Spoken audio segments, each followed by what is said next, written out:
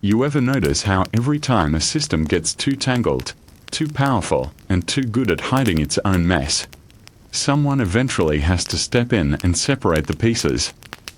Like when you made experimental cookies in the office kitchen and set off the smoke alarm. That was one time. It was Tuesday. Anyway, back in 1933, the US banking system had the same problem. Too much power concentrated in one place. So they passed the Glass-Steagall Act. A structural fix for a structural mess.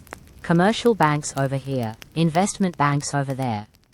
No more mixing your savings account with Wall Street's gambling habits. And today, healthcare is doing the exact same thing. We've got insurers merging with pharmacies, merging with PBMs, merging with data companies, merging with clinics. And then telling you it's all for efficiency. Which is true, if the goal is efficiently paying themselves. One company can now set the price, approve the service, process the claim, own the clinic, own the pharmacy, and then pay itself. It's as if the referee, the coach, the player, and the bookie were all the same person.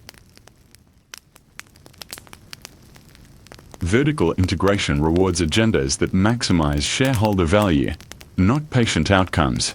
So you get narrowing networks, denied claims, acquisitions, internal transfer pricing, and fewer independent providers. It's the same pattern that destabilized finance a century ago. Except now, it destabilizes your ability to see a doctor without needing a treasure map. And here's where cannabis exposes the whole system. Because a plant can't be patented. Pharmaceutical and insurance models rely on exclusivity. Things you can lock up. Cannabis refuses to be locked up. It's herbal, decentralized, and competes with high-margin pharmaceutical products. So, the system tries to force it into prescription-only channels, synthetic analogs, or regulatory frameworks that benefit corporate intermediaries. Schedule 3, pharma acquisitions, hemp crackdowns. It's all the same incentive structure. And before anyone says that's just America, let's talk about Australia. Here, cannabis prescriptions already run through the pharmaceutical supply chain. Doctors prescribe, pharmacies dispense, insurers and regulators shape access. Corporate suppliers dominate. Herbal pathways shrink. It's not ideological, it's mechanical. Just like banking once had inconsistent rules across states, healthcare and drug policy now operate in a patchwork. State legal cannabis versus federal prohibition. State insurance mandates versus federal exemptions.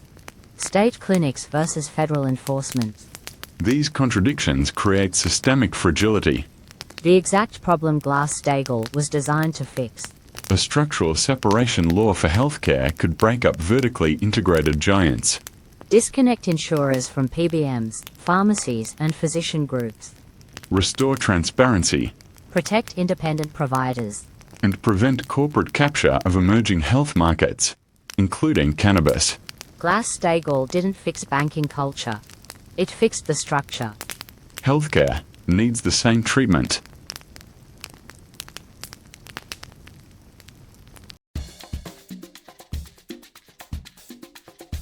When one pathway controls the whole journey, the traveler never gets to choose the road.